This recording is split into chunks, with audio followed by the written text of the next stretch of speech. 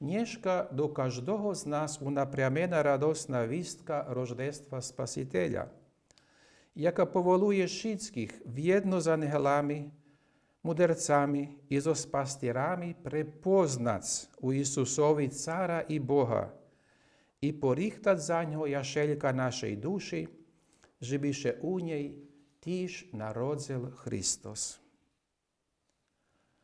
Слав'яці Рождество Христово пам'ятайме на глибоке значення того свята.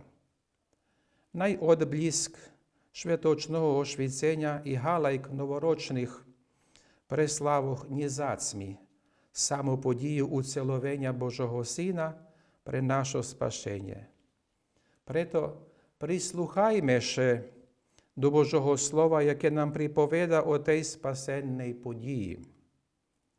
Літургійні шпіви і коляди, преславлюючи народження Спасителя, отвирають нам правий сенс тієї події і прошвицюють з радостю Рождества наш живот, повний почешкосток і каждодньових брігох.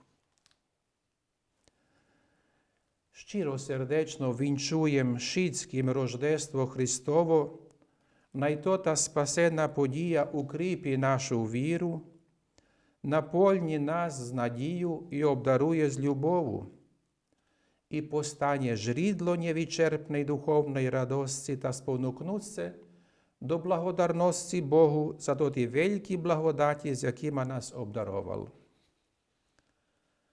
Шветло крачунської заріної освіці нам драгу до Господа, який є цар міра, і драга правди і живота. Жичим шицьким радосне Рождество і благословений Новий рок. Христос рождається, славіте Його.